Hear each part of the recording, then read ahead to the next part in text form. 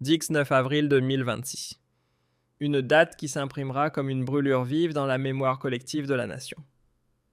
Ce n'est plus simplement une grève, c'est le réveil brutal d'un géant qui a trop longtemps dormi. L'Allemagne ne se contente plus de s'arrêter.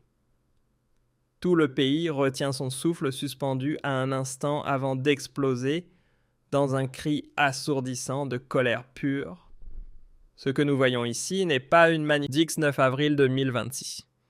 Une date qui s'imprimera comme une brûlure vive dans la mémoire collective de la nation. Ce n'est plus simplement une grève, c'est le réveil brutal d'un géant qui a trop longtemps dormi. L'Allemagne ne se contente plus de s'arrêter. Tout le pays retient son souffle suspendu à un instant avant d'exploser dans un cri assourdissant de colère pure. Ce que nous voyons ici n'est pas une manifestation ordinaire, pas une promenade anodine. C'est la tempête finale, une force élémentaire, prête à ébranler les fondations mêmes du Berlin politique et à faire s'effondrer les murs de l'arrogance. Dès les heures lourdes de l'aube, le tremblement a commencé. Un convoi à l'allure apocalyptique de plus de 100 000 véhicules déferle, telle une avalanche d'acier incontrôlable, sur les autoroutes urbaines en direction du quartier gouvernemental. Voitures utilitaires et tracteurs détournés avancent à un rythme implacable. Une phalange de résistance. Sur les toits flottent des bannières, aux couleurs d'un désespoir à vif. Merz doit partir. Le peuple riposte par la grève. Trop, c'est trop. Le klaxon est devenu le nouvel instrument national des opprimés. Une montée sonore, bouleversante, interminable, nourrie d'années de frustration accumulée d'angoisse existentielle et de la certitude déterminée qu'aujourd'hui, l'histoire s'écrit autrement. Ce n'est pas une grève orchestrée par des appareils, c'est le soulèvement brut et authentique de la majorité silencieuse. Ce sont les gens qui ont bâti ce pays de leurs mains et qui refusent désormais de voir leur existence sacrifiée au nom d'agendas globaux. La patience est à bout. La tempête est là. Tandis que dehors, l'odeur âcre du diesel et la tension électrique d'une décharge imminente, saturant l'air, le cœur de Berlin révèle toute la laideur de la fracture. Une image destinée à entrer dans les livres d'histoire comme symbole ultime de la trahison. Dans le luxueux hôtel Adlon protégé par des rangées de police et des barrières massives, l'élite politique célèbre le bal de la presse fédérale 2026.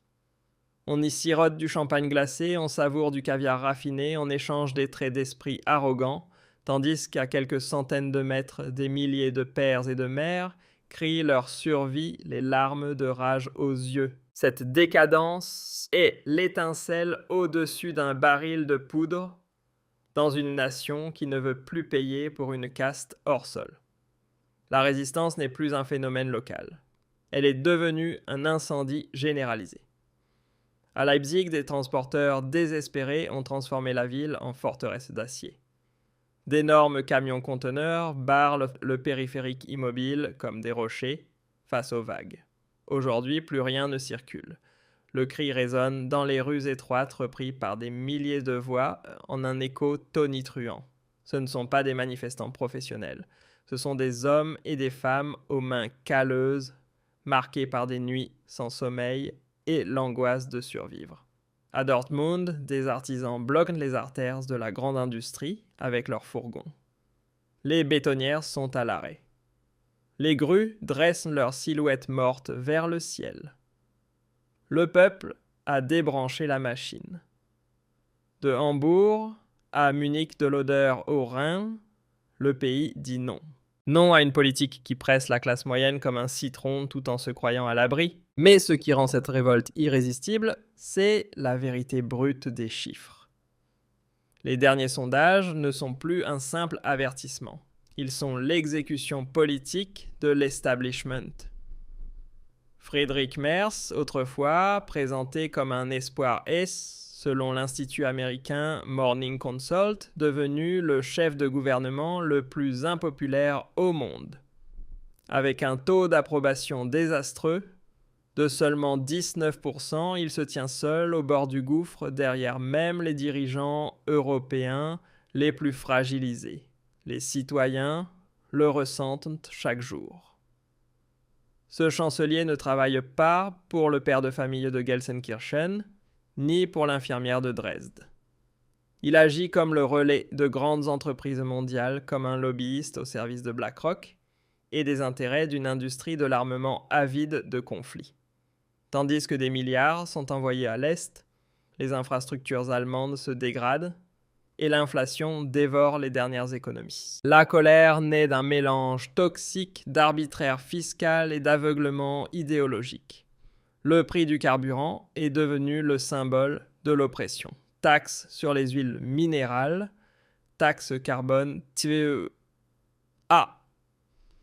L'État empile les prélèvements jusqu'à laisser le travailleur sans rien à la fin du mois. Travailler ne vaut plus la peine devient le cri désespéré d'une génération qui voit sa prospérité fondre dans le creuset d'expériences globalistes. À Munich, des enseignantes et des soignantes se tiennent sur les places des femmes qui ont porté le système sur leurs épaules pendant des années et qui hurlent leur épuisement. Nous ne ferons plus tourner cette folie. Derrière les portes closes de la chancellerie, c'est la panique totale. Des sources internes évoquent des réunions de crise fébriles et des tentatives désespérées de salir ce mouvement pourtant légitime. Les médias du système s'emballent pour qualifier la révolte des citoyens ordinaires d'extrémistes ou de manipulés. Mais le mensonge ne prend plus. Lorsqu'un paysagiste comme Sébastien Baumann déclare d'une voix tremblante mais déterminée « Je veux simplement pouvoir nourrir ma famille », son message touche des millions de personnes en plein cœur. Les murs du pouvoir ne se fissurent plus seulement, ils s'effondrent sous nos yeux. L'ancien système a perdu toute majorité morale et numérique. L'AfD dépasse désormais la CDU dans les sondages. Le pays rompt avec son passé. C'est l'instant où la peur change de camp. Les élites Saladlon riment peut-être encore, mais dehors aux portes, le peuple a déjà rendu son verdict. La limite est atteinte. L'obscurité tombe sur le quartier gouvernemental de Berlin, mais ce n'est pas une nuit de repos. C'est le silence électrique qui précède la tempête dévastatrice. Tandis que l'establishment politique tremble derrière des vitres blindées et des cordons de police la place devant le Reichstag, se transforme en une mer vacillante de détermination. L'air est chargé de l'esprit de résistance. Ici, au cœur du pouvoir, le système révèle enfin son vrai visage brutal et sans phare. Les caméras captent ce que les journaux du soir taisent. On voit un youtubeur pris à partie par des unités de police agressives. « La presse, je m'en fiche !» hurle un agent, tandis que la liberté d'expression est piétinée sous des bottes lourdes. Mais ces images font le tour du monde. On voit un homme qui n'a fait que brandir le drapeau noir-rouge-or, symbole de liberté, être arrêté comme un criminel. L'ironie amère n'échappe à personne. S'il avait tenu un autre drapeau, les élites auraient applaudi. Mais aimer son pays dans le Berlin d'aujourd'hui vous transforme en ennemi de l'État.